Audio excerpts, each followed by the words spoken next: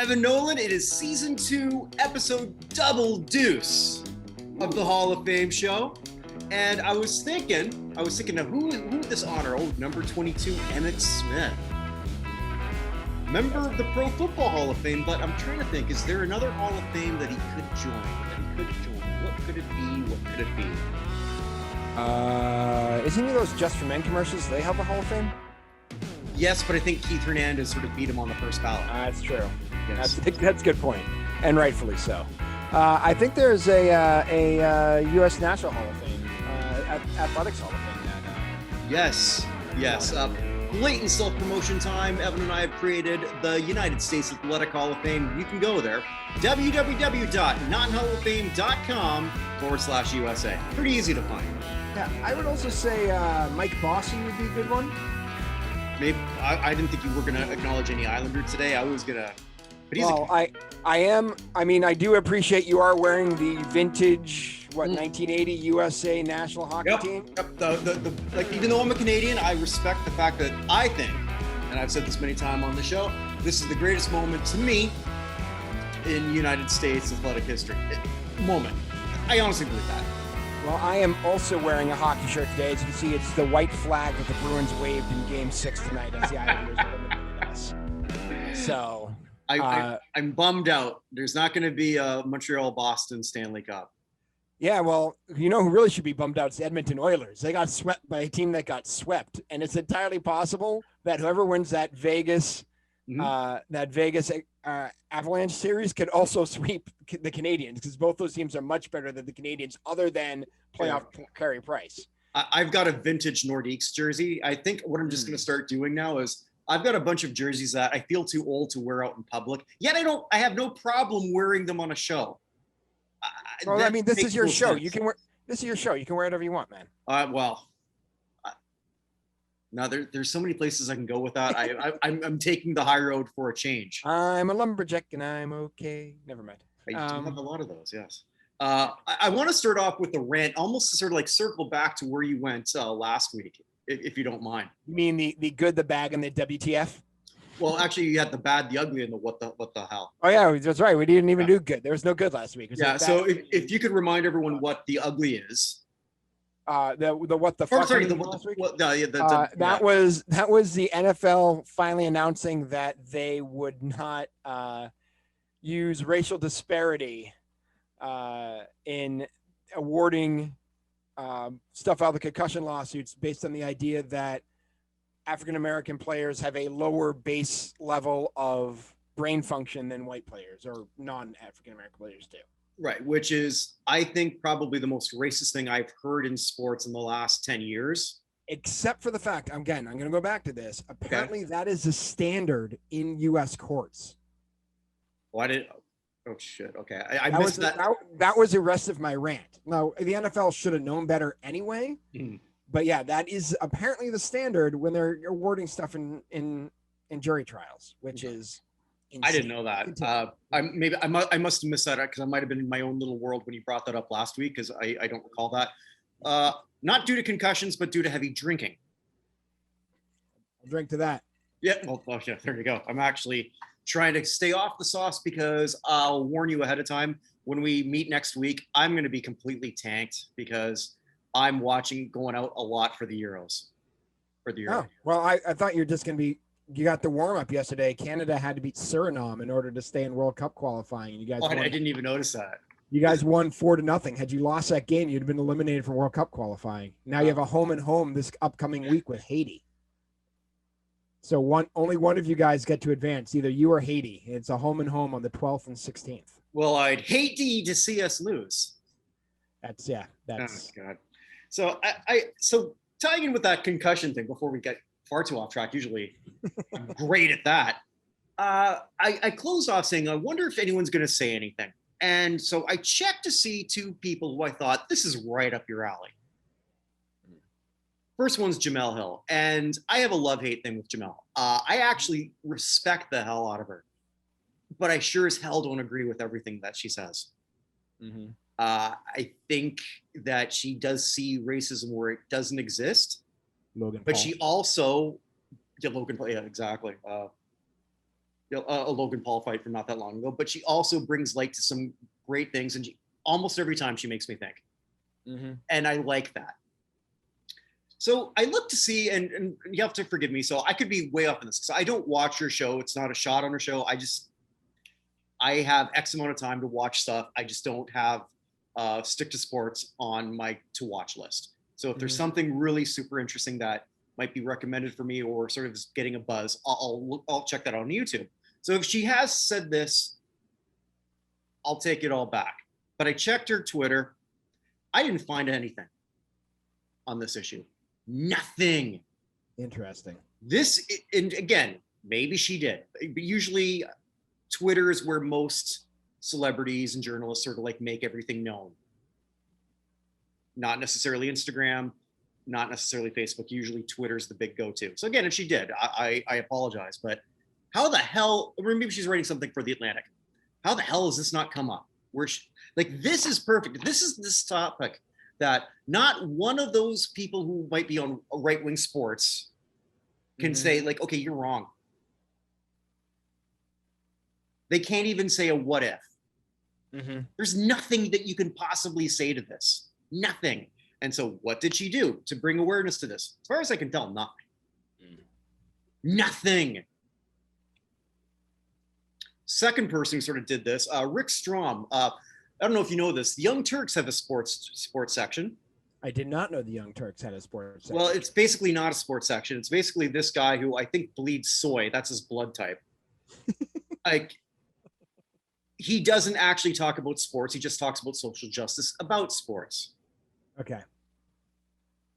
He retweeted 2 other things, and that's it. I checked his YouTube channel, which I did not enjoy, because again, he doesn't talk about any sports. Like, Rick, this is right up your alley, and you did nothing. It's not even about an actual sport at this point because you don't talk about sports. I don't think you even watch any because you never talk about it. Can't say that about Jamel. Jamel, which I know her show is facetiously called Stick to Sports, but she does talk about sports. She loves her politics. Great. That's fine. And I've always said, say whatever you want. I believe in that whole idea of the US thing about freedom of speech. I truly believe that. But like, as you always say, there will be consequences depending on what you say, as there should be. If you say something colossally stupid. Freedom of speech does not mean freedom from consequences for what you say. Right. But they did nothing. Yeah. Rick, I'm pretty sure, did nothing. Jamel, I'm not so sure. But basically, what the hell's the matter with you two? This is the perfect thing to jump on. And that nobody, I don't think a Klan guy could defend this. Well, maybe they probably would try. But it's the most, all right, that's it. I just wanted to open with that. I don't want to go in too deep. I don't think I'm going to really get anyone disagreeing with me on that. I just thought, like, God, come on. Why are you and I talking about this more than those two? That's a very good question. Yeah, and there's been some weird things like that this week. Like, I actually don't know if you know, today the U.S. had a vote in the Senate on the Equal Pay Amendment, which means that I didn't know that. Women and men would have to have equal pay. They tried to close the pay gap, and it failed. It needed 60% as opposed to 50%, and all the Republicans voted against it. But there are only 49 Democrats voted for it because Kristen Gillibrand, who tweeted that morning about how important it was, didn't even bother to show up for the vote. I don't. Okay, maybe I'm a little stuck here. I thought, and I don't want to go down this political rabbit hole too much, but I guess I'm incorrect. I thought that it was illegal to pay a woman less than a man for the same job. I know it is in Canada. That is certainly not the case in this country. All right. Okay. I'm stuck on that one. It's just not the case. So they had something that was going to go through, and again, regardless of what you think of it one way or another, and I'm not saying anything about anyone except for the person who was tweeting about this morning how vital it was, and then didn't bother to show up for the vote. Well, then what's the word that rhymes with picocracy? Yeah. Anyway, but it's been a weird week for that. So anyway, yeah. So I can understand that. Yeah, the WTF still lives on. The good news is that the NFL in 2021 finally did something about it. there's a big thing this week too. It's the first time they have the Maxim Most Beautiful Woman or Most Beautiful Model cover person was African American this year. So the first African American most beautiful person on Maxim, which was amazing for one reason. For one, that it was the first time, and second, that Maxim still exists. I think the third is What's a Magazine. Yeah, What's a Magazine. Yeah. So it's I believe it's something that you buy over the counter at a gun shop in Arkansas. So who was it, by the way? I don't know her name. I've never. It's not someone who I knew who she was. I had never seen her before. So I'm gonna try to make a mental note to check this out after the show, and then I'll forget. I can look it up while we're talking, but yeah, it was just like, I don't know. It's been a weird week for a lot of things, but it's amazing that this is still going on in 2021, 2020, 2021, whatever. With the way that they had the concussion stuff going on. But Tiana Taylor is her name. I do not know who that is. I feel like I should. So I'm sure she's been in something that I've seen. She is an actress, model, choreographer, and singer-songwriter. Jamel Hill has something on that. Oh, does she? Okay. Yeah. Oh, well, okay. Tiana Taylor. Okay. Well, all right. Now we're already in this hole. Who is she? What has she been in? I want to know. I want to see if I've heard of it. Jamel Hill said that it's great that she's breaking barriers, but seriously, it took this long. And Jamel Hill says I had the same reaction. Great for her, but it's an awful look for the magazine. Pathetic. I don't know. I have to figure out who Tiana Taylor is now. Let's see. She's an American singer-songwriter. Born December 10th, 1990. Okay. So an 18-year age gap between us. So that might be a little creepy, but okay. Let's see. Discography. She has three albums. One called Seven in Roman numerals, one KTSE, and one The Album from 2020. Okay. It was in My Super Sweet 16, Stomp the Yard, Medea's Big Happy Family. So a whole bunch Coming to America this year. Okay. All right. So. Yeah, which by the way sucks. I didn't see it because I have two kids, so I haven't seen anything that's not animated since 2012. Right. I'm repeating something I said on the How the Hell Did This Get to #1 show. Another blatant promotion. I'll leave it with this. You personally hate it, Evan, because you're a big proponent of women's issues. Mm-hmm. Basically, the main plot of that is I don't think I'm spoiling anything. If you want, fast forward a minute, like whatever. Basically, Akeem finds out that he's got a kid in the U.S. He's wondering how the hell that happened. He got raped by Leslie Jones. Okay. And so he finally brings the kid back, but he's already got 3 daughters. Now, you saw Coming to America, the first one, right? Great movie. Yeah, I mean, who hasn't seen it? I've actually, after I watched Coming to the sequel, I went back and watched the first one because I just had to get that taste out of my mouth. As I say, it was a palate cleanser. Yeah, I did. I really did. Now, if you like a lot of sort of like, hey, remember this stuff, or the Memba Berries, from South Park, then this is great. There was a lot of like, they brought back like everyone, like a lot of characters that they could. Having said that, in not Wakanda, damn it, Zamunda, yeah. Yeah, Wakanda, Zamunda. I think after this, I'd rather live in Wakanda, even though it might sort of like get invaded by space aliens. I'm sure the internet's a lot better, and my wife can get a good job for me. I know. I've seen what happens when we get invaded by space aliens. They blow up the White House, and then we send up a virus, and everything's fine. Oh, okay. Well, sure. Yeah, we're good. There you go. Anyway, so they bring back the son, who was the oldest son, and Eddie Murphy's character's got 3 daughters. And all this time, women can't own businesses. Okay. In Zamunda. And they can't become, I guess, queen or the heir and shit.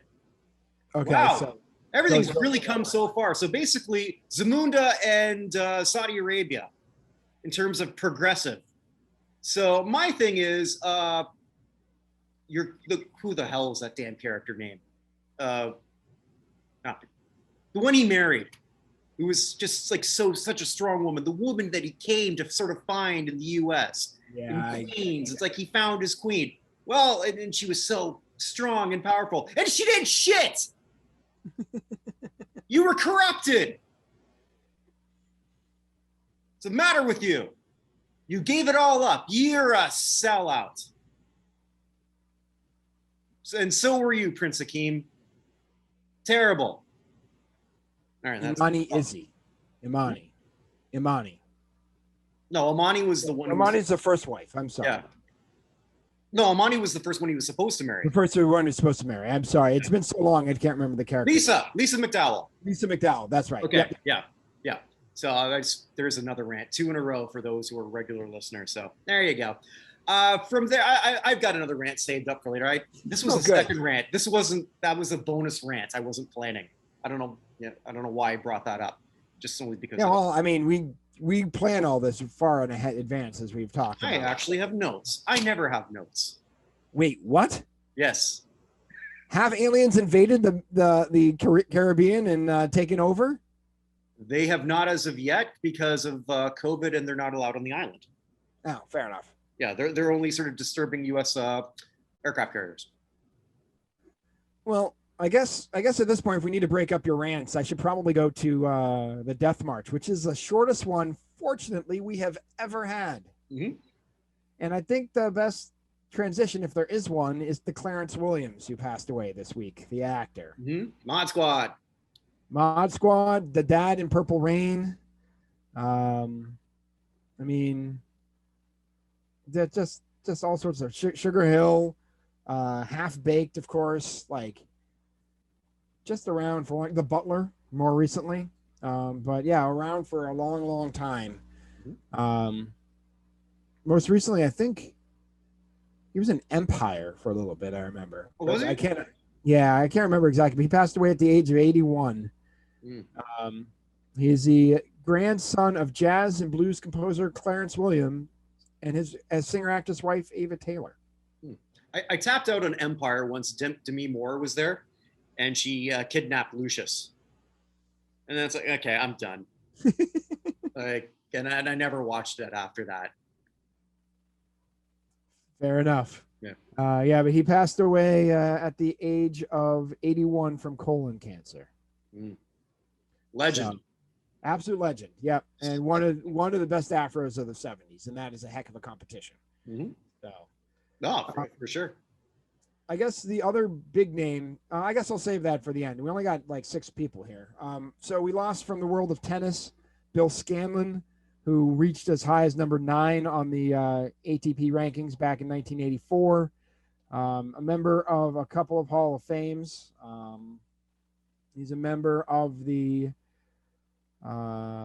Intercollegiate Tennis Hall of Fame and the Texas Tennis Hall of Fame. But he spent a lot of his time working with the Dallas Youth Foundation for sports in the local Dallas area, working with the Mavericks and the Rangers and the Cowboys and various Olympic athletes, things along those lines. But he passed away at the age of only 64 of cancer early this week. Also passing away, actually at 65, former bench coach. I know it's weird to bring up a bench coach, but it's more interesting just because the only reason I remember him, Tim Tolman, who was a very mediocre major leaguer, played from 81 to 87 with the Astros and Tigers, with a career batting average of 168 and 33 hits in his career. But he went into coaching, and his last job was as the bench coach with the Cleveland Indians back in 2011 under Manny Acta. He had been Manny Acta's minor league coach when he was. And in his last game, he retired after 2011 season because he was diagnosed with Parkinson's disease. And Manny Acta actually got himself, he says not intentionally, but unintentionally thrown out of the game, arguing balls and strikes on the first batter of that game. And so Tolman got to coach technically one game in the major leagues in his last game before he retired. But he passed away from the complications from Parkinson's at 65. We lost a couple of people who had cups of coffee in the NBA. Eric Mobley passed away. He played with first round pick in 1994 from the University of Pittsburgh. Played with the Bucks, 3 NBA seasons of Bucks and Vancouver Grizzlies. He passed away from cancer only at the age of 51.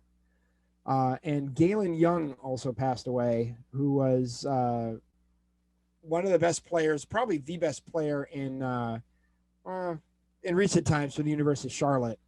Passed away at the age of 45 when he was at his mother's house and a car ran through her house and killed him in her living room. What the hell? Yeah. Was the guy So drunk? that part I didn't see. But he was selected. He was selected by the Bucks. Both these guys actually selected by the Bucks. Mhm. He was selected by the Bucks in the second round in '99, 48th overall. Never played in the NBA, but his career is just a ridiculous list of places all over the world and country and everywhere that he played. Everywhere from Grand Rapids to the Grand Rapids Hoops, the North Charleston Low Gators, the Alaska Aces, the Yakima Sun Kings, the Perth Wildcats. So, I mean, he was in Australia. He was in all over the place. But just the way he passed away, getting hit by a car in his mom's house in her living room, has to be one of the weirdest ways anyone has passed away in this whole list. Was his mom hurt or killed too? I didn't see that. Let me actually click on the article. Hold on here. Well, while you're doing that, just sort of going back to 2 weeks for someone you mentioned who passed away that I forgot to. I just looked up and I've forgotten his name, but the one of the real ghost singers from Milli Vanilli. So the coroner's report actually came back on that, and they blamed it on the rain. I'm glad you waited 2 weeks for that joke. His mom was unhurt. Okay. So he was working on a computer in the living room, and then the car went straight through the living room. At 2:42 a.m. So he's got to be tanked. Yeah, probably. Jesus Christ. So, anyway. And finally, I guess the biggest name in sports who passed away this week pretty suddenly was Jim Fossil, the former coach of, probably known best as the former coach of the Giants from 97 to 2003.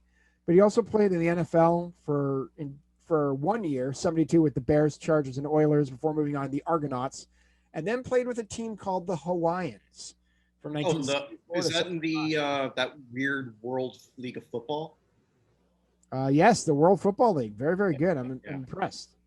They're simply known as the Hawaiians, but often called the Honolulu Hawaiians. Yeah, he played for them for both of their seasons. I guess that's technically the only team Honolulu or Hawaii's ever had that's a pro. I'd imagine. Yeah. I'd imagine. So, but yeah, he passed away. He was having heart issues, went to the hospital, and they were going to do surgery. They had apparently sedated him for surgery, and he had a heart attack on the table right before the surgery and passed away. He was 71. But I mean, he had a broadcasting career with the color commentator. He was with the Ravens for a while. He was all around the NFL with the Giants, the Broncos, the Raiders, the Cardinals, and the Ravens. He even was the head coach of the Las Vegas Locomotives. Oh, what league's that? The UFL. He was two-time champion in 2008 and 2009. Okay. So, anyway, Fossil passed away at the age of 71. So, yeah, I missed that completely because you went through who passed away before. I don't know how I missed that. Yeah, he passed away a couple days ago. So I think on Monday. Can I do another rant? Oh, go ahead. That was the shortest thing ever. Oh, and just by the way, I don't want to tempt her, but we may have to retire the Beige Mistress. She's been quiet for like 2 months at this point. I told you I was worried she's going to run. Well, not worried, thinking that she was going to be running out of Hungarian athletes. So. All right. Well, we give it one more week and then we can just put her to bed. Sounds good. All right. So a bit of I guess I kind of have it's not another elevator up, elevator down, which is my regular segment. This is sort of like a tale of two New Yorks here. One New York thing that it's not really bad or good. It's just a thing because we always talk about franchise halls of fame.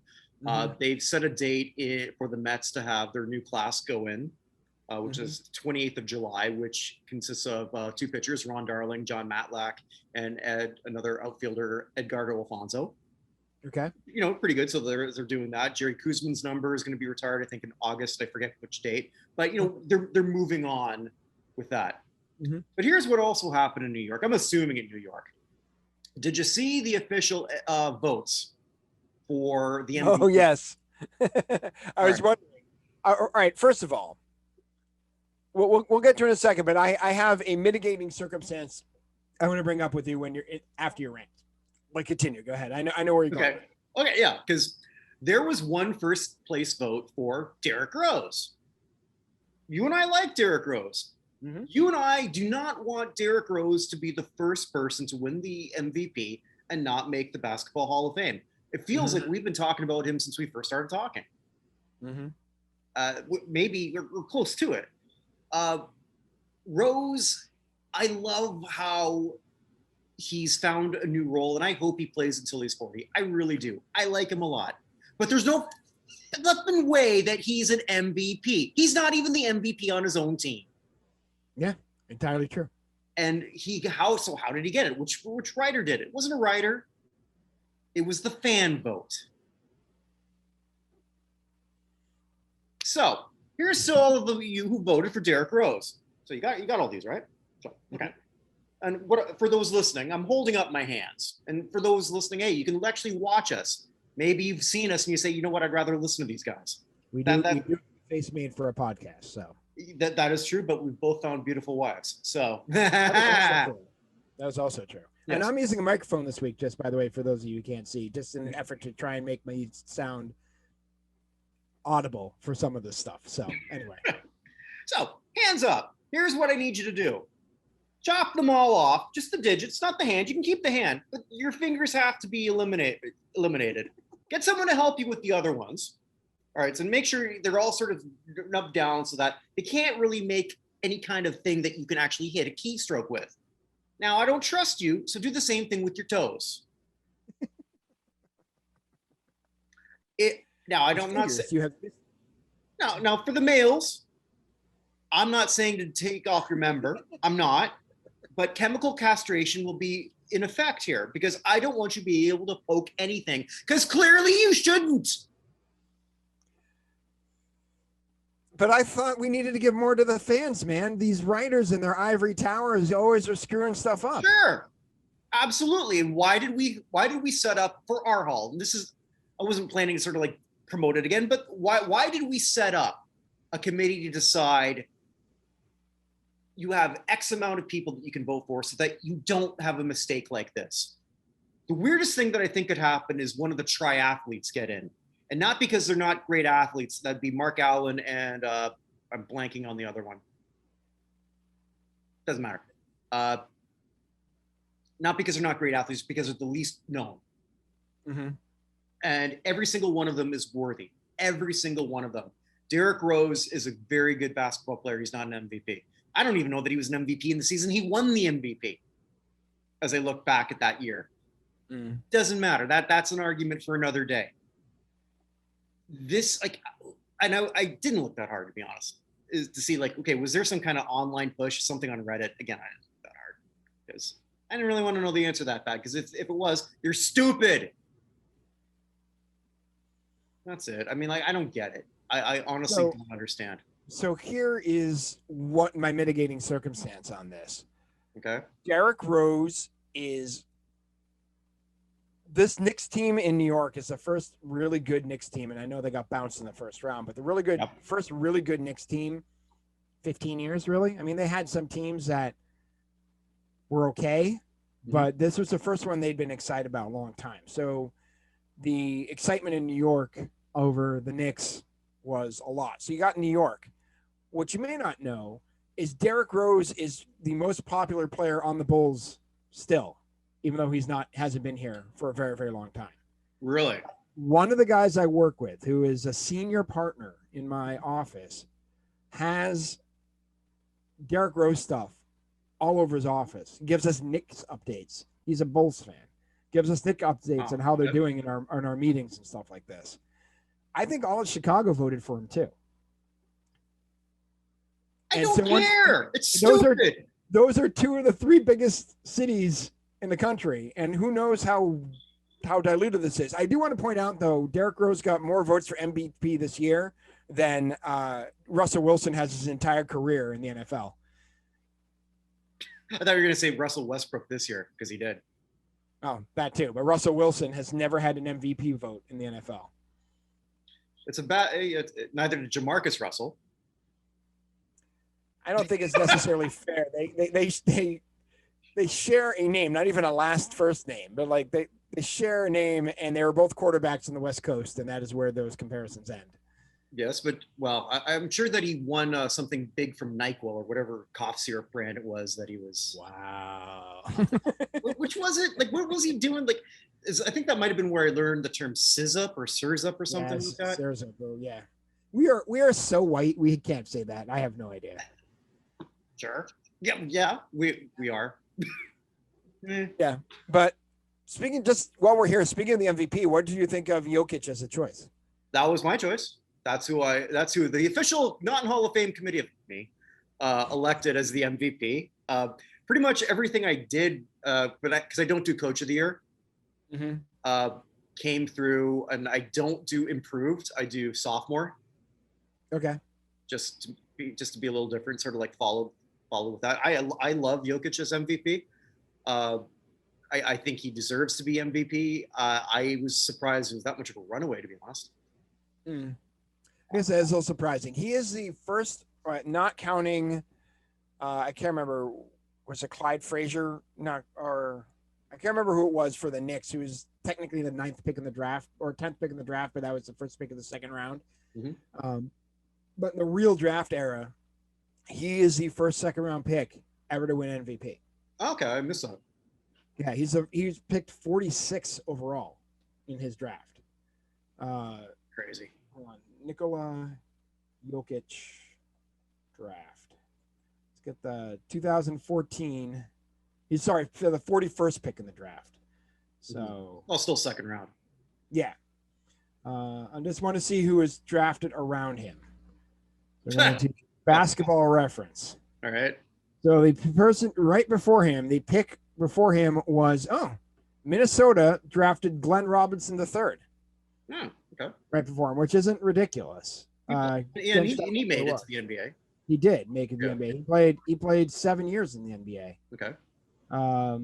Jeremy Grant was a pick before that, also 7 years so far. Spencer Dinwiddie also played there. And Grant had his breakout year this year. Finally. He did. Yeah. But yeah, so the number one pick in that draft was Andrew Wiggins. Andrew Wiggins, Jabari Parker, Joel Embiid, Aaron Gordon, Dante Exum, Marcus Smart, Julius Randle, Nick Stauskas, Noah Vonleh, Alfred Payton, and Dougie McDermott. Stauskas, man. Okay, to Wiggins, and then I'll finish with this. I don't know, because he's a Canadian, right? So there was so much hype around him, not just in the States, of course, but like in Canada. So like this was probably the first, only and last, unless this has happened since and I'm not aware of it, where like how LeBron was so good, they knew he was going to be so good. They ESPN3 were showing his high school games. Yeah, right. Okay. I forget. Was Wiggins with? I know it's a K team. Was it Kansas or Kentucky? He's with Kansas. Okay. Wiggins was at Kansas. All right. So TSN or Sport, I think it was TSN. They started showing Kansas games, just because this is going to be the next big thing. Yeah. Not as advertised. So just using VORP, by the way. Nikola Jokic in 6 years, because he didn't come right away, has a 34.0 VORP for his career so far. Second is Joel Embiid at 13. Embiid was in that class? He's the third pick. Oh, that's right. Yeah, because he missed his first. Didn't he miss his first year too? Yeah, because he was injured. Because of injury, yeah. Yeah, so he was 13.8.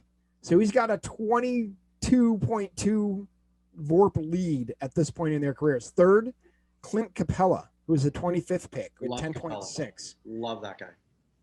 The drop from there, number 4 is Kyle Anderson, was the number 4 guy in VORP so far. And then Julius Randle comes in at 5th at the moment. But yeah. Interesting. Okay. The rest of the top 10 just back of it: Zach LaVine, Dwight Powell, Aaron Gordon, Marcus Smart, and Jordan Clarkson. Clarkson is actually pick 46. LaVine's gonna rocket up that. He should. Yeah, this hasn't been updated for this year. It's just okay. Pretty sure. So I guess it just leaves us with our regular sections. We always I like sort of leaving you as the hammer, unless you can sort of like go now. Whichever you prefer, my friend. All right, I'll go. So my segment, it's elevator up. Who did what they should have? Ding dong. Oh, hello, Mr. Tyler. Going down. That's from Aerosmith's comeback album, which was, yeah. Anyway. Love in an elevator. Love in an elevator. Yes. A Little South of Sanity, was that the name of that album? Permanent Vacation. Permanent Vacation. I'm sorry, I can't remember which album. I have basically all of Aerosmith's albums. I can't remember which one it was. So I am from Boston. I'm required, once you like hit 15, you just get a set of them. So. On that album was Dude Looks Like a Lady, and yes, Steven Tyler, yes, you do. It's the scarves, man. It's the scarves. He's somehow morphed into Phyllis Diller. I don't know how he did it. No one here is gracefully. Yes, no one here is going to know what the hell I'm talking about. Anyway, so elevator up. It's like who did something pretty cool that could help their cause for a future Hall of Fame. I could have easily said Carey Price again, and I'm not going to. I think that's pretty obvious. But I'm going to hold off on that. Well, I guess I get a little bit nod to Carey, and I'm going to do another brother of the Paul persuasion. Okay. Someone who technically didn't lose a fight because it was an exhibition. I know you didn't watch it because you mentioned before that you're not a big boxing guy. So no, and there was something else that I will talk about later that was on at the exact same time that I didn't have to pay for and was far more entertaining. Oh, I didn't pay for it either because I'm a pirate in the Caribbean. Hey, that's something else Steven Tyler should have played at some point, you figure. He could have played Keith Richards' wife.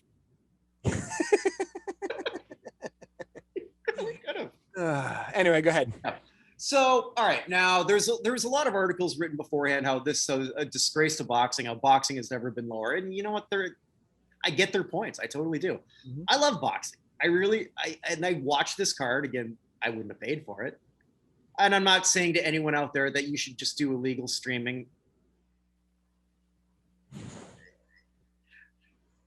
But I'm not gonna say you should not feel guilty about illegal streaming an exhibition boxing match. Well, there was 2 legit fights in between.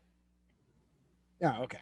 Yeah, it was actually a fun, entertaining card, and I've watched a few Mayweather fights. Mayweather is not the most interesting boxer to watch, especially if you're not into boxing. He's a defensive specialist. Mm-hmm. You don't hurt Mayweather. Mayweather's probably never been hurt in his boxing career. I think he's been staggered a couple times, but Mayweather doesn't get hurt.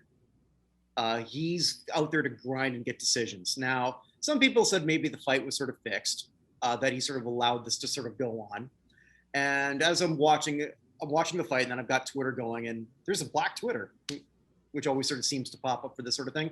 I don't think there was any part of Twitter that wasn't hoping that Mayweather was going to knock this guy out, myself included. I don't like the Paul brothers. I don't understand why they're famous. Maybe because I'm not 18 and a goofball kid at this point. And even then, I think if I was 18, I don't think I'd like these guys. This is like that phenomenon. Well, I can't say Nickelback because I know some people who really do like them, but it's like they've got all these followers and the Pauls, they're massively rich, and I don't get it. I don't know anyone who likes them. And when I go on Twitter, I don't know anyone who likes them either. But here's the showmanship in this. Is this where boxing's heading? I don't know. But he did something that a lot of, I'll say current boxing Hall of Famers, because obviously it's not fair to go to anything beyond like from the last 10 years, but he sells tickets. He does. 600, apparently 600,000 buys. Floyd Mayweather tweeted that he pretty much he makes bank robbing legal. Mm-hmm. You know, he got millions of dollars. Floyd Mayweather knows two things: how to defend himself. Three: how to defend himself in a fight, how to market himself, and how to make money. Mm-hmm. I don't know if he knows how to save money because he's had IRS problems in the past, but you have to hand it to him. And I was entertained as hell watching that fight. I'm glad to hear it. I enjoyed watching it. It was a spectacle, which it was a fun thing to watch. He did well enough because he didn't get knocked down. Yeah, I know. He lasted the whole thing, which was Lasted the whole thing.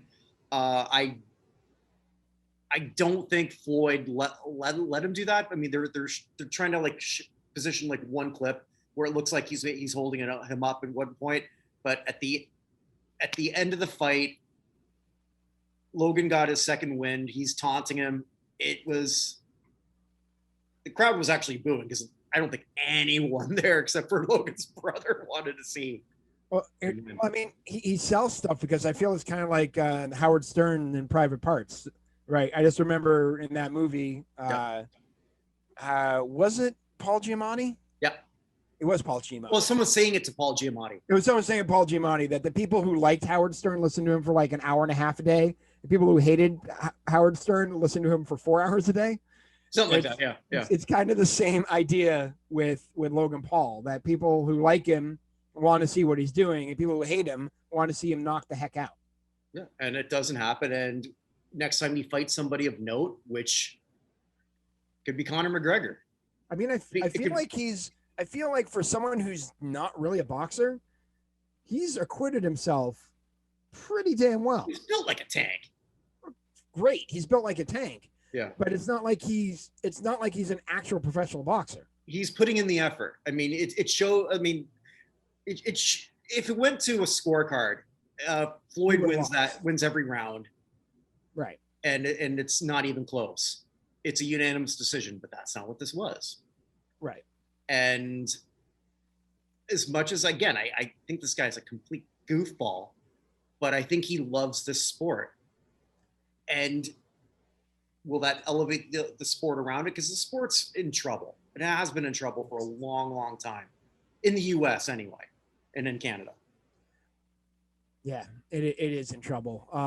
Here's a question for you, completely out of left field. Does this we got Nate Robinson off the hook? No, because Nate Robinson got knocked the hell out, and Chad Ochocinco, who's a slight elevator down, because I think sometimes people will look down on him for this. Yeah, he got knocked down, but he got up, and then it was entertaining too. Yeah, but I mean, Nate Robinson did Nate Robinson fight that Paul brother? Oh, he fought the other one, and that's. Oh, he fought the other one. Oh, never mind. Okay. I don't know. White guys all look the same. I can't tell them apart. Yeah, well. Okay. Okay. Did you see a clip of Nate's knockout? Yeah, I've seen that before. I didn't realize it was a different brother. Yeah, Nate will never be off that hook. I was just saying, if it had been the same brother, and that brother technically held Floyd Mayweather to a draw, maybe it's not quite so bad for him getting the heck knocked out. But that might be Floyd's next fight. And Floyd said, "I'm just going to keep doing this stuff." And like, okay, why not? Why not? Because if that's what's going to get you money, great. I mean, do I like it? Obviously, I watched it. So this was my car crash TV. I know I shouldn't be watching it. I know I shouldn't be looking for something on the side of the road. But I did. Yeah. Do I feel dirty? Did I take a shower afterwards? Yes. Will I do it again? Yes. I'm going to. So I got a pretty big elevator down here, though. And one who's going down. Yeah, that didn't work. Shouldn't have done that. My elevator down is actually players having a really good year. Another good year. But he's now the face of something. Uh-oh. I didn't tell you who it was going to be, but I did tell you that it was going to be baseball related. So you might have a guess. It's Gerrit Cole. Okay. And for those who haven't sort of been watching or listening to a lot of baseball in the last week, another scandal with baseball has reared its head again. And this is pretty much, it's just the sticky substance on a baseball. And this has been, we've been aware of this for a couple of years. It's actually the guy who made it first aware is someone who I think is doing it too, Trevor Bauer. Mm-hmm. Yeah, well, Trevor Bauer was all over the Astros with their spin rates. Right. For substances like that. So, and pretty much said, he put out a tweet, I should have had it up, but I don't, where it pretty much says, you can make somebody like go, you can just take someone who's an average pitcher and then just make them a superstar, or take six of them. And he was basically saying it was Cole, without saying it was Cole. Right. Bauer is, I'm going to call him the Barry Bonds of sticky substance, because Bonds probably looked around as he was hitting a lot of home runs in the early 90s, and then looked at McGuire and so like, wait a minute, I'm better than these guys. And if you can't beat them, join them. Right. Bauer kind of did. But Josh Donaldson, former MVP, called out all these players, and specifically, I believe it was Cole. He actually said that. And for those wondering, and I had to look this up just to make sure I understood this myself, what does a substance on a baseball do? It doesn't make the ball go any faster, but what it does do is it as you mentioned, the spin rate, it adds spins to it. So when a fastball, especially on a four seam, is coming right at you, you expect it's going to drop, and it doesn't drop where you think it's going to based on what you've already learned. Charlie Blackmon, in an SI article, I think that came out today, said like he's now trying to adjust his own mind to hit it where he doesn't, to deliberately try to miss it, because he thinks, because it's not going where his eyes are telling him it's going to go. So a lot of players are going up there to survive. Every club has got them, and no one, and this is not like PEDs. PEDs, we're not, Evan and I, God, you and I have talked about this so many times, so we're just, so I'm not going to go into it too much, but PEDs were not outright banned by the league until 2004, I believe, or 2005, I forget, doesn't matter. Something like that. Substance on a baseball. It was 03, right? So it was shortly after that. I think substance on a baseball has been 1920. I think Burleigh Grimes is the last player who's allowed to legally use a spitball. I don't want to look up when Burleigh Grimes has been dead, but it's been a long time. Well, I mean, Gaylord Perry also was known for using. Sure. And for Gaylord Perry, it's an anecdote. It's not like considered cheating. He's like open about all the stuff he used on things. But yeah, no, totally. But you'd only get worried about that when you're caught, and they would check him a lot. And I think he only got caught until like late in his career. Right. I mean, Burleigh Grimes, by the way, passed away in 1985. Oh. He lived a lot longer. He was born in 1893 and lived to 1895. He was 92 when he died. Not so much for that analogy. I thought he'd be dead before I was alive. Oh, well. Either way, it's been a long time. So I've been reading a lot about this. So like, why is nobody doing anything about it? Well, why would a manager sort of like come up and say, and try and question that? Because the other manager is going to do the same thing. Right. Because they've all got cheaters there. And did you see Gerrit Cole's admission / non-admission? I got it queued up. I'm just going to play this. Yeah, no, just go ahead and play it, because it was not the best answer I've ever heard. This was Kamala Harris bad in terms of uncomfortable. I got a more Kamala thing too, but here we go.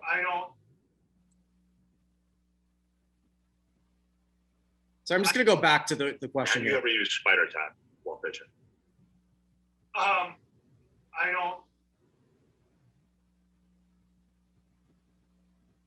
don't know. I don't know if I don't quite know how to answer that, to be honest. I mean, there are customs and practices that have been passed down from older players to younger players, from the last generation of players to this generation of players, and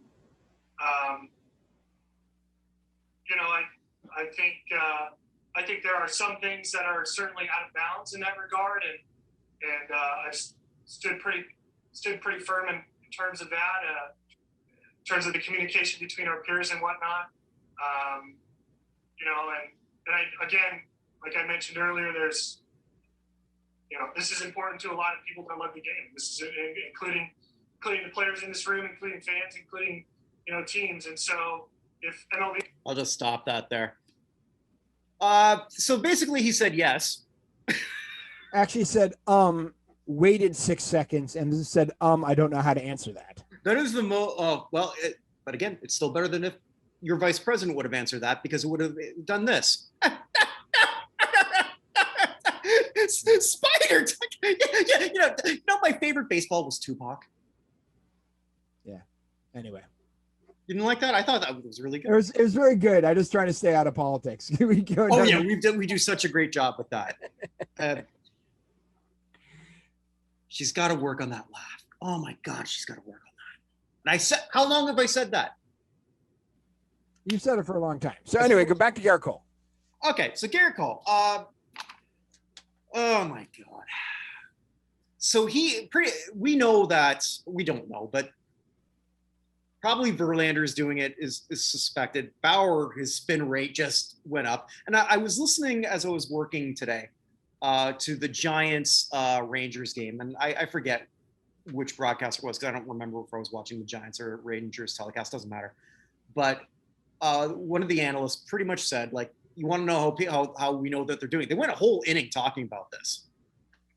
And you want to know how we know that they're doing that? Well, okay, you just go from year to year, or just from year to year, okay, or period to period. If their velocity is the same, but their spin rate has massively increased, they're using shit on the ball. That's it. That's how you know. And there's not that much more to it than that. It was pretty much the most concise reason why anyone would do that. It messes with you. And Pete Alonso, did you see what he said today? I did not. Okay. So Pete Alonso, former Rookie of the Year, he said that in a lot of the clubhouses that they changed the rules based on, and this was an interesting theory, and I think there might be something to it, based on who's going to be up on the free agency class, so that it might affect how much they can get paid. So going to his theory, and I looked at who was the big free agents for 2021. So the top names, and they're all hitters: Freddie Freeman, Trevor Story, Corey Seager, Carlos Correa, Chris Bryant, Michael Conforto, Javi Baez, and Marcus Semien. The top pitcher would be Cliff Kershaw, who's in decline, and Syndergaard, who we don't know what he's going to come back out. So maybe there's something to it. Maybe that's paranoia. Maybe we got another little bit of subtle collusion. I don't know. Well, what's interesting is baseball said they're going to do something about this, which I don't know what they're going to do. But let's just say they've managed to ban all these things. Mm-hmm. It's actually the perfect solution for Rob Manfred, because it makes him look like he's doing something, reflexively as opposed to proactively. If everyone knows this is going on, then they needed to do something about it early and not late. They did when they changed the rule in 1920. Sorry. Was that was probably Kennesaw Mountain Landis time period, I'd imagine. If it's 1920, I might be off on the year, but yeah. Wait a minute. So am I praising Kennesaw Mountain Landis? Let's see. Okay. Yeah. Anyway, but their big thing is not having enough balls in play. Right. And if the spin rate is making the balls change from where the players think that the ball is supposed to go. Mm-hmm. Kennesaw Mountain Landis became commissioner in 1920, by the way. Okay. Maybe it wasn't. I thought it was 19. I could be off on the year, but I know it's been a long, long time. 1920 to 44 when he died. He was a commissioner of baseball. Okay. But yeah, also when the spitball was illegal. Was made illegal. I think it's 20, but who knows? It doesn't really matter. It was a long time ago. But they've been trying to figure out how to get more balls in play, more action, because the studies have shown. Do you know what the most popular play amongst baseball fans is in baseball?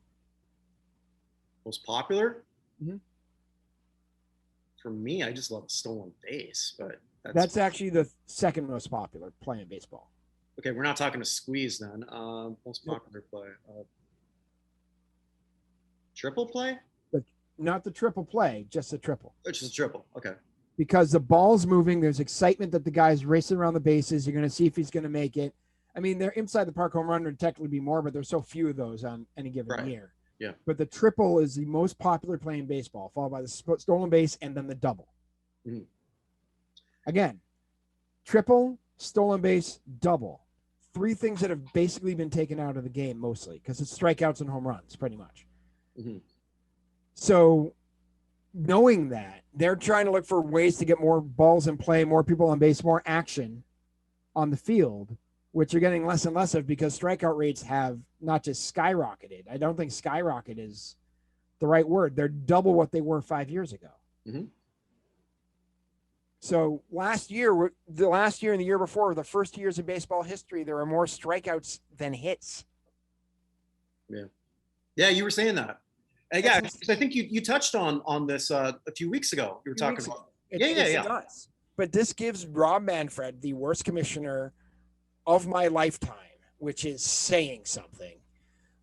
It gives Rob Manfred the perfect opportunity to look like he's a law and order judge cracking down on stuff and get more balls in play if pitchers can't use it. Now, pitchers are going to figure out some other way to do stuff. I mean, that's just the way things go.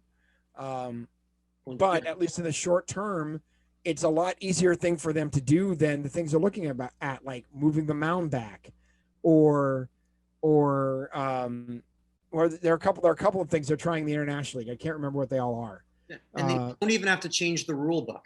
They have to change the rule book. They just have to say, hey, stop it. And if you don't stop it, we'll suspend you. And it stops. And then we'll see what happens with baseball in terms of more balls being hit in play. If the professional hitters are being confused by the spin rates of the ball, and you can bring the spin rates back down to what they should naturally be, mm-hmm. we should see more balls in play. Yeah. But I think the reason I picked though Cole specifically, he's the face of this. Right. At this point he is. Particularly with that answer. If he wasn't before, that answer he certainly is now. Oh my God. Yeah. Like that's another level of terrible. That's this Palmero moment in front of Congress. Because yeah, exactly. For those of you who couldn't hear, I was just pointing my finger. Yeah. Like Palmero did. Yeah. Knowing he was going to be lying to Congress, knowing he was going to be suspended 3 weeks later. Yeah, Bauer will escape from this. Verlander will escape from this. Cole, who at this stage is one of the early, I mean, so early. I mean, to call anyone a Cy Young contender, I'm hesitant to do that until July. But right, I think when I last looked, he was leading the league in strikeouts to walks ratio, and another category that I don't recall. His ERA is like 2.3 something. I mean, he's doing very, very well. But so then we look at the voters. So the older voters are not all of them. I shouldn't lump them all in one category, but they're cranky. A lot of them are cranky to begin with. Cheaters. In my day, we just ignored steroids. Right. But for some of the younger voters, well, this is their Mitchell report. Yeah. You know, this is the shit that they're going to remember, that they lived through. They lived through the whole Astro scandal. And he's an Astro. He is an Astro. And it's going to be really interesting when it was an Astro. But yeah. Right. He's not anymore. But it's going to be really interesting when all this stuff comes up. Like we haven't talked about it yet, but next year's Hall of Fame for baseball vote is the single most exciting, who knows what the hell's going to happen, Hall of Fame ever, because take steroids out of it, they're like 18 Hall of Famers, or like people have a legitimate claim to Hall of Fame next year on the ballot. Mm-hmm. And none or one may get in. I really think that even though he has a little bit of question mark on him, and he's a DH, I really think David Ortiz may be the only person who gets in the Hall of Fame next year, and he might get in with like 77% of the vote. Possible. Or we could have zero again. Or we have zero for the second year in a row with a ballot that has Alex Rodriguez, David Ortiz, Roger Clemens, Barry Bonds, and Kurt Schilling on it. Yeah, but if they bring up Todd Helton, that's really going to pack him. Yeah. Well, I think Todd Helton's a Hall of Famer. I hope he gets too, but he's not going to be a draw. Yeah, right. But I mean, I hate if Omar Vizquel doesn't get accused of domestic battery, he may very well have been in this year's. I don't think he would have made it last year. He made it a big enough a jump, but without that, he may very well have made this year's class. It may have been Vizquel's accusation of domestic battery may be the thing that helps David Ortiz more than anything, and the fact that nobody got in last year. I think also right now there's one of those 12-step groups happening where it's got Alomar, Alomar, Vizquel, who's that Brave from last week? Oh, Ozuna. Yeah. And then and Ozuna and Osuna, right? The pitcher for the Jays who went to shit, that's right. Yeah, for a second when I saw the headline quickly, I was like, wait, he did it again? Oh no, it's another guy with the same sort of name. This is sort of a segue there. I didn't like that one guy. Did one guy get fired from the Astros just because he said, I'm so happy we got Osuna? Yeah. Oh, yeah. Well, it wasn't just that. Okay, what else did he say that I forgot? It was that, and then something about that we shouldn't. It was basically like we shouldn't be listening to women. I can't remember exactly what it was. It was an assistant. All right, then I'll just get a GM. It was just like women make stuff up all the time. I'm happy we got him. Oh shit. Okay. Sort of thing. Yeah. It was more than just I'm happy we got Osuna. There was another component to it. Okay. I didn't recall that. I don't. And again, my memory may be faulty. I have been drinking. I've gotten through half of my my drink. Are we allowed to drink on podcasts officially on the internet? Because I know on like why not? On TV you can't officially say what's in the glass. So I can't see why not. And I've done some of these drunk. No, it's true. But regardless. So not this one. Yeah, so that was a good elevator down. Yep. So yeah, that one I thought would be like pretty interesting. But yeah, so now the hammer. Oh, that was weak. The good, the bad, and the ugly of sports of the week. Yes. All right, who's the Clint Eastwood? The Clint Eastwood in this situation is someone who is significantly shorter than he is. Simone Biles. Who also, I think another Jamel Hill quote, also said the best athlete, period. Agreed with you. Yeah. So I pitched something to you a couple weeks ago for these dog days of summer, trying to steal something from the Ringer, from the Ringer football show about our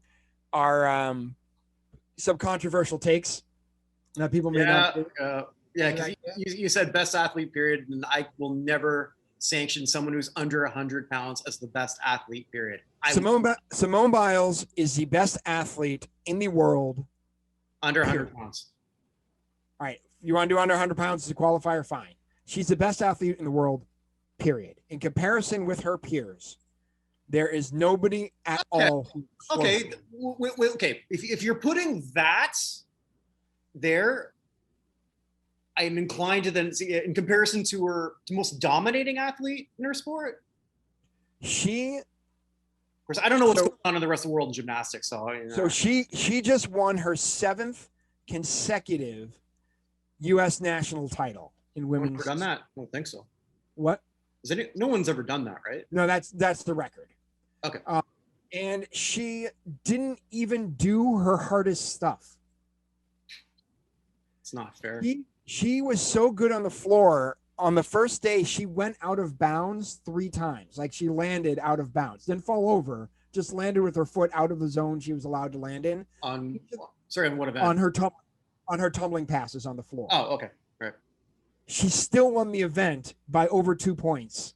In a sport where things are measured in 0.01, mm-hmm.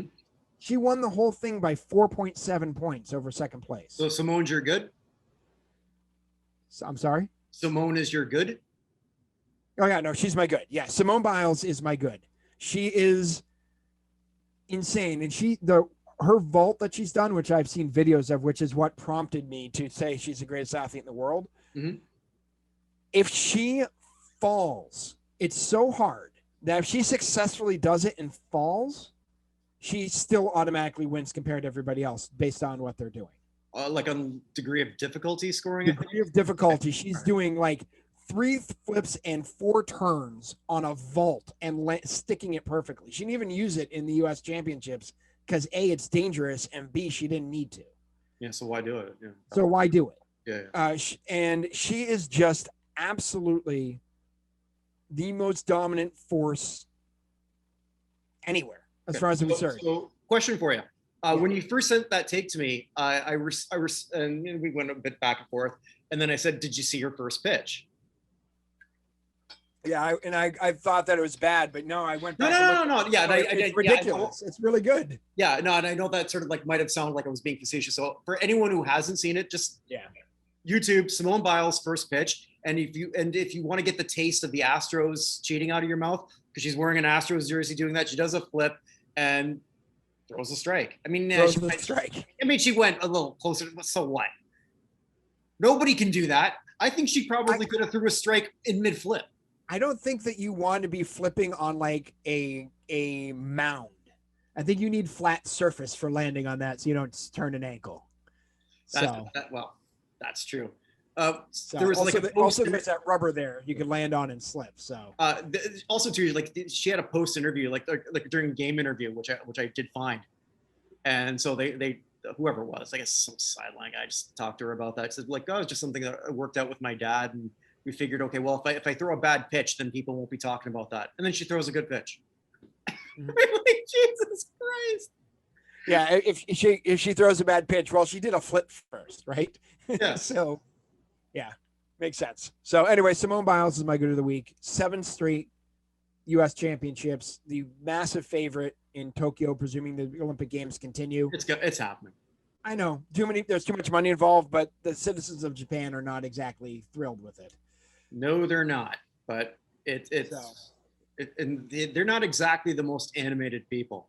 So, well, they're animated, but most of their animation is like. No, that's anime. I can't finish that sentence. So you could. I could, but my wife just walked into the next room from downstairs. So what show is this? Whose house is this? So yeah. So we'll go to the bad now. The Lee Van Cleef. The Lee Van Cleef, yes, in this situation. And I'm going to soccer. I'm actually going to soccer for my last 2 things, but soccer in this case is the MLS and one franchise in particular. Now, I know we talk a lot about international soccer. We don't talk about the MLS because while it is a very much growing league, it is not on the level of the European league, certainly not even on the level of like the Argentine league. It's probably still a step below the Mexican league, although I feel it's catching the Mexican league fairly closely at this point. But do you know what's going on at Inter Miami? No. Okay. So Inter Miami, which is tied in with Inter Milan, and has one of the members of the ownership group is David Beckham, who retroactively we talked about the last 2 guys who were going to get into the Hall of Fame, and I said I don't think David Beckham was getting in, and then David Beckham got in. Mm-hmm. But so the owner of Inter Miami is named Jorge Mas, and Inter Miami got the largest fine ever in the history of MLS. Now, this isn't going to sound like a lot, but in terms of MLS and how much they pay people, it is. They got fined for $2 million. They got fined $2 million for messing with the roster rules in the MLS. So the way the rosters work in the MLS, there are the highest paid players the maximum you can get paid for a team. Hold on, I have it right here. I moved it earlier. Is $651,250 is what you can get paid. Is maximum salary. Each team has a budget or a cap of $5.21 million as a salary. So $2 million is a significant portion of that. Now, there are 3 exceptions to the salary rule called designated players who can make more than that. One of whom, Higuain, plays for Inter Miami. So you're allowed 3 of those slots, and there's another slot for young designated players who are people who don't make that much but are going to be making that much at some point, and then homegrown players who can make more as well if you got them through your academy and brought them up. That don't count against the salary cap the same way. It's complicated, but all you need to know for this is you got 3 designated players and that's it. Okay, so they took the former Atlanta United general manager. McDonough's his first name. I'm blanking on, or his last name. I'm blanking on his first name right now. It's I can't think of his name. Regardless, so he got banned through 2022 because he fudged with the designated player rules. They intentionally underreported salaries in an effort to try and get around it. Now, one of them they were trying to put as a young designated player, but he made too much money, so that wouldn't have worked. And he knew better than this, Paul McDonough. So he knew better than this. And he got banned all the way through 2021, all the way through 2022. They got fined $2 million.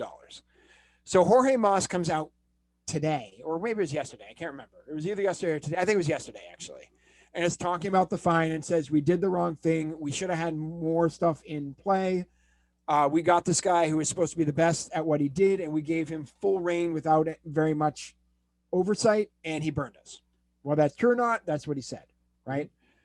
He then goes on to say that he expects that they're going to be able to sign Lionel Messi to the team in 2023. Okay. Lionel Messi is currently making $73 million a year. Just in his salary, not in endorsements, not in anything else. He's making $73 million a year. Also known as the entire budget of the Western Conference of the MLS. So he's got a lot of creative accounting up his sleeve. So the way that he's talking about doing this is that they'll have a relationship. His last 2 years with Barcelona are really not real years. Barcelona expects to be playing for him. So he'll come to Inter Miami to end his career. And then he'll go back to Barcelona as like a global brand ambassador and whatever. Using the sort of the same interesting accounting they used to get David Beckham over at the Galaxy, using endorsements and other things to make up the difference in between salary and everything else. Basically making, rightfully so, if that happens, Messi the face of the league, right? If he comes over here, even if it's Messi as a 37 and 38-year-old, right? But just having a press conference where you just got busted for designated player things and got the biggest fine in NFL history and had your general manager banned, they fired him as well. But he got fired and then banned through 2022. It's probably not the time to be dropping the $73 million players going to be playing for us in 3 years bomb. That's crazy. So like, so in that case, would be like a personal services contract. Yeah, they did a weird thing when Beckham came over. Okay. They gave him a few. I don't know if you remember at the time, but there were a lot of LA Galaxy commercials and things around with Beckham. I remember that, yeah, but I didn't. They did the same thing with Ibrahimovic when he was over here temporarily too. There was a lot of Ibrahimovic stuff as well. Players want to make it in the U.S. because we're the largest market for stuff, and it builds a brand. Although Messi doesn't necessarily need that, and neither did Beckham. It did a lot for Ibrahimovic when he was over here in terms of his bottom line to marketability. Yeah. So Inter Miami FC, a team, by the way, who is not good while doing all this. You end up on the bad list just for the press conference that didn't go the way it should have gone. So before we get to the Eli Wallach, I got a great Euro bet for you. Oh, good. Yes. All right. So like, I think we should sort of like embrace our European ethnicity. Okay. You can take Ireland. I'm going to take Germany, and whoever does best. Oh, come on, man. I don't think Ireland even make it. Ireland lost to Luxembourg 1-0 in World Cup qualifying. All right. So the closest country, you got Wales. Wales is not bad. Yes.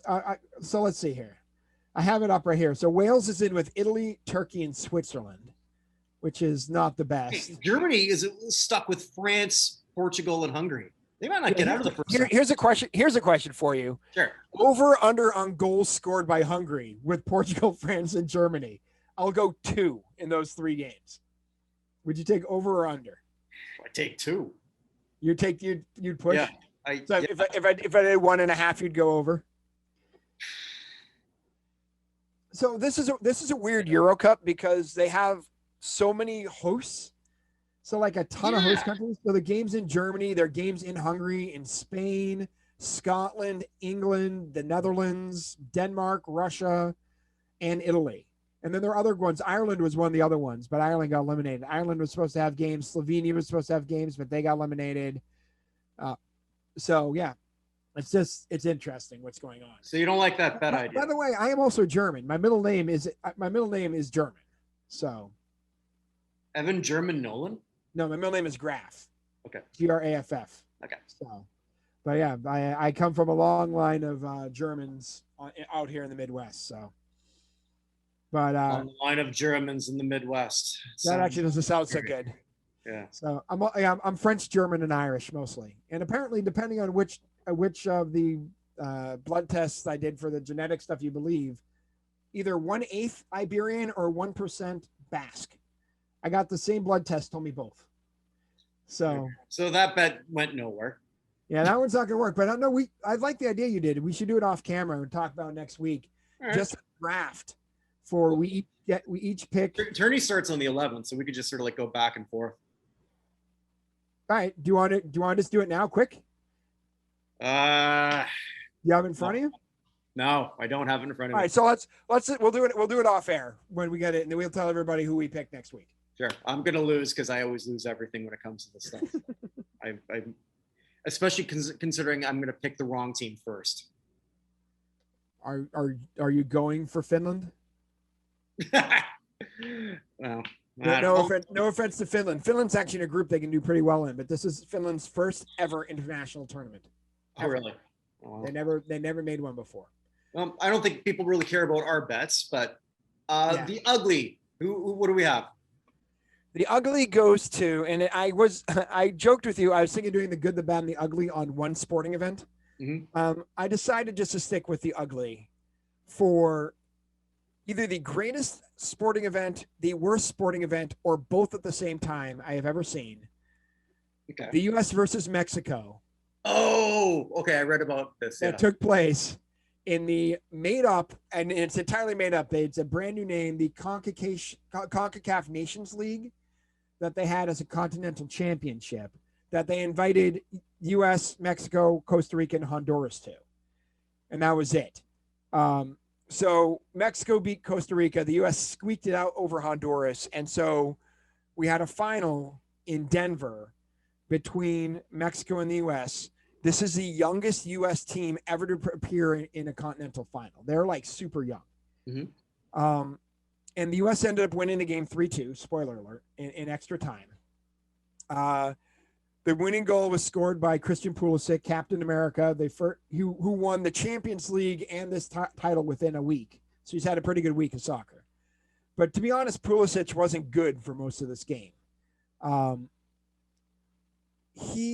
But this game had, you remember the old skit with, oh God, what was his name from Saturday Night Live? If you want to go to a bar in New York, the bar to go to is whatever. It's a bar with everything. Why can't I think of his name?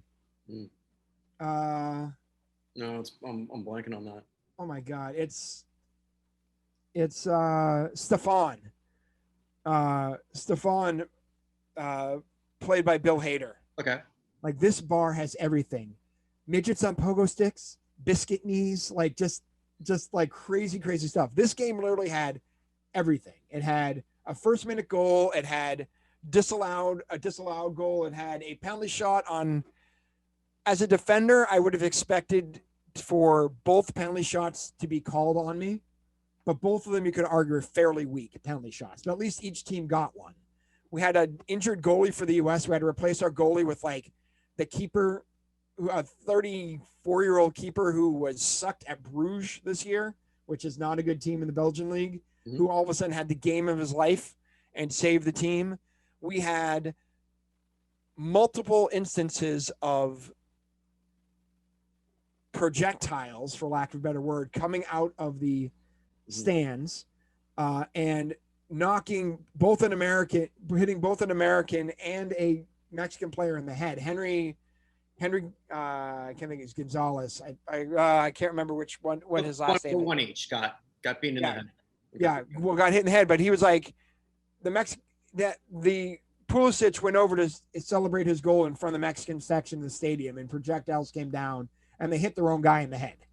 What was the crowd like? 50-50? Somewhat. I mean, it was sparse. The thing about the reason that the Latin American teams don't mind holding these soccer tournaments in the U.S. so much is that the fields are usually in pretty good condition compared to, like, if you ever see the U.S. Well, fortunately for the U.S., both Trinidad and Tobago and Guatemala were eliminated yesterday from the World Cup qualifying because in the last go-around, they lost at Guatemala, and all they needed to do was tie Trinidad and Tobago, and they lost, and they didn't make the World Cup. Well, they had to play twice. They had to play Trinidad and Tobago. Yeah, it's not fair to have to play two countries. But if a legit reporter actually asked that once to a U.S. coach, by the way. Yeah, well, anyway. But I mean, that game in Guatemala in the World Cup qualifying was just basically, it looked like an artillery field that had been drowned. Living in Barbados, Evan, I can tell you flat out. I mean, it's there's not a great field here. Although, actually, I'll have something to say after that. I don't want to. Shouldn't they have the Bermuda grass? Shouldn't they be able to get that done? I don't know. I guess Bermuda's the middle of the Atlantic. And not the Caribbean, yeah. So. No, with yeah, but that joke didn't make it. But this game was absolutely nuts. But again, I'm going back. The reason this ends up in the ugly side of things is we're back again to fan behavior. Mm-hmm. Yep. It's like we've been locked up for 15 months, and the way things are going, we need to be locked up another 15 months because this can't do. We're doing a fan ran on the field during the game. Mm-hmm. We had the projectiles. We had people getting injured. We had what they said was a homophobic rant. Our cheer coming out of the stands that they stopped the game for a while and brought all the players to the center because they're chanting a 4-letter word in Spanish, which I don't actually think I won't say I'm a native Spanish speaker, but I do speak Spanish fluently just because I lived and worked in Argentina. Does it start with a P? It starts with a P and ends with an O. Okay, I know what it is. Okay. Yeah. And it's not a word that generally you would use for homosexuality, in my opinion. There are lots of other words you'd use. That's not the one. It essentially equates to effort, right? Okay. And there's chanting that, so they stopped the game for a while, like in extra time. Like the whole thing, we just need to figure out what the heck is going on right now and how we're supposed to behave again, because these guys are out there for our entertainment, but this isn't the Roman Colosseum with gladiators. Like, well, I got to agree with Kyrie when he said, like, they're treating us like zoo animals. I don't want to agree with Kyrie in a lot of things. Kyrie thinks the earth is flat. I'm going to agree with Kyrie here. I don't agree. We've been through this. I don't agree with Kyrie in almost anything, but he's right. Yeah. He's entirely right on that. Mm-hmm. And we've had a ton of people run on the field. We had a couple in a Cubs game earlier, or a couple of Cubs games this week. Someone ran onto the field. Nothing in hockey, I don't think. It's kind of hard to run on in hockey. Like you gotta get over that glass, and then you land after like 10 feet. You do some great 70s stuff though, man. Yeah, well, what was the one? Was it Ken Hitchcock? No, Joel Quenneville went to the crowd to punch the guy. Can't remember what. Something like that, or just like there was like things where I forget where. I gotta find that clip there where just this one fan, and then he tries to like go like right into the bench area. Yeah, and then he's just pummeled by like everyone. Actually, one did get on the ice and then goes in the front, and then it's just, what are you thinking?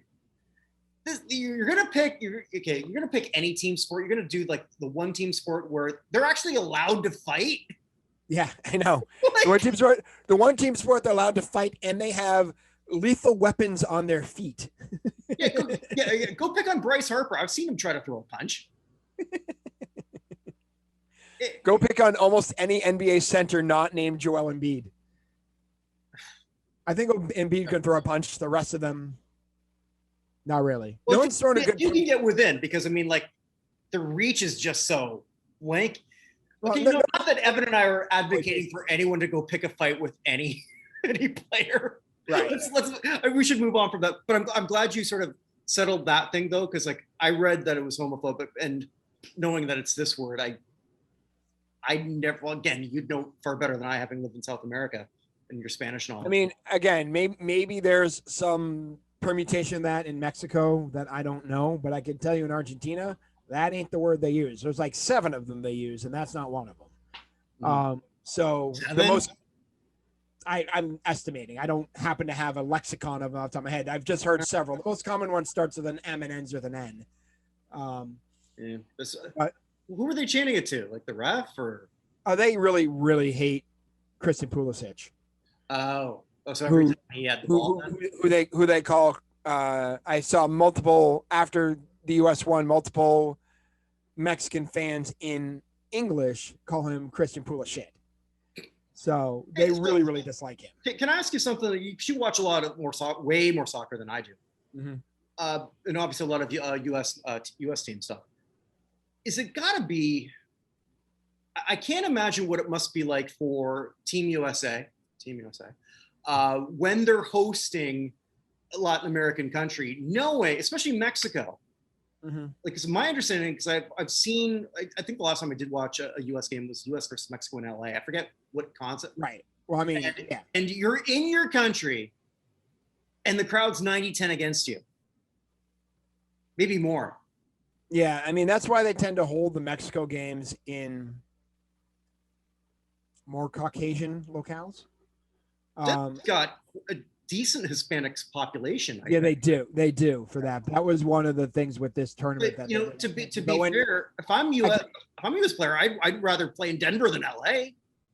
Right. Mexico. Well, one of the, I can almost guarantee you. So the U.S. is playing Mexico at home in January in the upcoming thing. So just, for CONCACAF qualifying, the way they did it this year, the top 5 teams in the rankings just got to the last round. So it's U.S., Mexico, Costa Rica, Honduras, and who am I leaving out?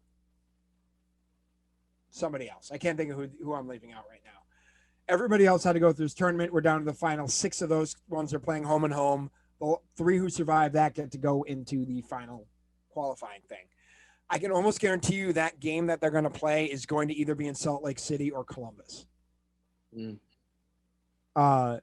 And maybe Minneapolis. But I can almost guarantee you that game is going to be one of those 3 cities, because it's the only 3 cities where they are not in the U.S. where they are not overrun, basically, the U.S. team. Barbados, I didn't check to see how they were doing. I was sort of hoping that I could actually see a qualifying game, but they're not right now. I think they just lifted the ban for COVID. Like, again, Barbados has done a fantastic job. Kudos to the Prime Minister here, Mia Mottley. But one of the things they sort of banned is contact sports. I think up until now, actually last Monday, they might have done that. So I don't believe, so I wasn't able to try to catch anything. So that'll be the closest to a World Cup I'll ever get. So Barbados finished 3rd in their group. So they were ahead of Dominica and Anguilla, but finished behind the Dominican Republic and Panama. So, Jamaica is the 5th team. So Honduras, United States, Costa Rica, Mexico, Jamaica. And then we have playoffs between Canada and Haiti, Panama and Curacao, who knocked out Guatemala, and St. Kitts and Nevis in El Salvador. St. Kitts knocked out Trinidad. So, yeah. So, and my dream of going to any kind of World Cup thing is dead. Oh well. Well, what are you gonna do? Nothing. Who knows? Maybe Canada. Well, the Canada and U.S. are supposed to host it together. Yeah, I don't know where I'm gonna be. In 2026. I might not be there. I mean, I don't know how much longer we're gonna be in Barbados. I have a feeling not much longer. But what happened to the frogs, by the way? That's a good. You know what? When it's not raining as much, they don't come out and whistle. So we're in dry season. I think in a couple months they're going to be back. For those of you who don't know, the frogs are audible in the background. Yes. I seriously thought for like the first few times when I heard them that you were like sitting on a porch swing back and forth with like a stingray in your hand, stingray beer in your hand, just sitting there drinking. But no, they're the frogs. Yeah, whistling frogs. I honestly don't know. I mean, it's been like really, really dry. I haven't heard them in a while. I'd have to put a pillow over my ear just when I try to go to sleep. But I don't know. I don't know what happened to them. I don't miss them. Yeah. Well, that's another coming attraction. So, all right, we're coming up on like almost 2 hours here. Yeah, and I think that sort of ends that. Next week we'll do our regular segments: elevator up, elevator down, Evan's good, bad, and ugly of the week of sports. And there's always stuff. There's always something, especially with there maybe not be a whole lot of Hall of Fame news, but with the playoffs, going into the next rounds in hockey and basketball, and we'll see if Rob Manfred does something. Maybe he'll be elevator up. He's gonna get in anyway. So he's gonna get anyway. It's like the Wonka Vader that can go in any direction. It's the elevator sideways. Mm-hmm. Yeah, although there is some illegal substance on the wires holding up Gerrit Cole's. I honestly believe that this is going to cost him at some point. We'll find out. Because he could win a Cy. He hasn't won a Cy Young yet, I think, has he? I don't believe so. Yeah. I don't believe he has. Hold on. Yeah. I don't. But yeah, he's been in that hunt for it. But he's the face of this, and he's also the voice of this. How did he not think prep something? Somebody was going to ask him this. Dumbass. Yeah. No, he has not. He has not won a Cy Young award. He's 3-time All-Star, ERA leader, strikeout leader, first team and second team in the MLB, but not been a Cy Young winner. Oh, well. But yeah, something will always come up. So with that, we say stay safe, everybody. Have a fantastic week. Watch some playoffs. Listen to some frogs. There's a ton of soccer this week. I don't know if you care, but there's the Conway Bowls Championship is happening, and the Euros are happening as well. So some incredible soccer is going to be happening this week. So if you not sure you can get into soccer, you haven't gotten in, these are the games to watch. These are the games that England's going to play Scotland in a game. I plan to go to the bar for that one. Because this is if I'm going to find other non-Bajans, it's going to be British people. I'm going to sort of like stick the needle, like, hey, the Macintosh over there said something. I just want to see what happens there.